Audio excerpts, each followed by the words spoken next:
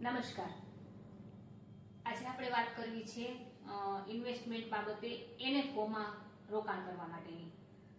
આ NFO શું છે? NFO એટલે કે ન્યૂ ફંડ ઓફર, કે ભારતમાં લગભગ 45 થી વધારે કંપનીઓ કાર્યરત છે અને અમુક સમયાંતરે તેઓ પોતાના સ્કીમ લોન્ચ કરે છે કે જે 10 રૂપિયાના ભાવથી આપણે યુનિટ્સ એલોટ કરી શકતા હોઈએ છીએ. એને NFO કહેવામાં આવે છે. તો આ વખતે HDFC એ ઇનોવેશન એમનો NFO બહાર પાડેલો છે. આ ઇનોવેશન એટલે શું?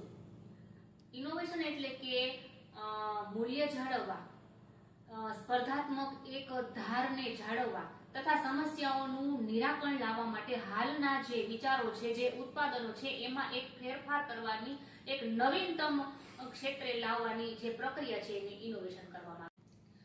આજે વિશ્વના તખ્તા ઉપર ઇનોવેશનને રજૂ કરવા માટે 28 જેટલા સ્ટાર્ટઅપ કે જેટલા 100 દેશોને મંજૂરી આપેલી છે. તો એમાંના આપણને એક ગર્વ છે કે આપણા ભારતને 10 સ્ટાર્ટઅપ મળ્યા છે. આ 10 સ્ટાર્ટઅપમાં શું શું છે?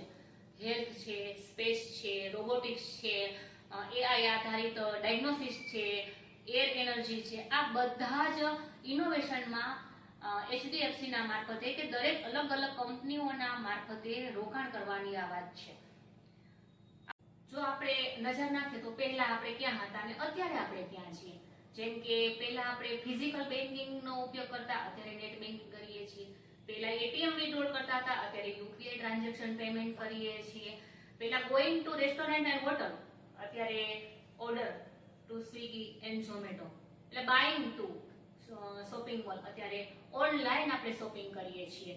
તો આ ઘણા બધા એવા વધારો છે કે જેના કારણે, ટેકનોલોજીના કારણે માણસોમાં ધરખમ ફેરફારો આવ્યા છે.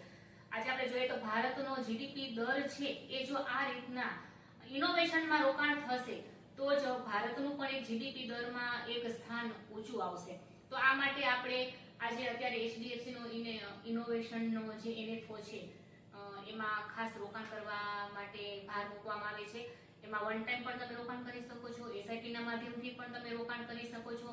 SIP ની સાઈઝ મિનિમમ 500 રૂપિયાથી લઈ અને વધારો પણ તમે એમાં કરી રોકાણ કરી શકો છો. આ સાથે વન ટાઈમ માટે 5000 રૂપિયાથી શરૂઆત કરી અને વન ટાઈમ કોઈ પણ એક નિશ્ચિત રકમ પણ તમે રોકાણ કરી શકો છો. તો ચાલો આવો આપણે આ ઇનોવેશન ફંડમાં રોકાણ કરીએ અને ભારતના વિકાસમાં આપણું યોગદાન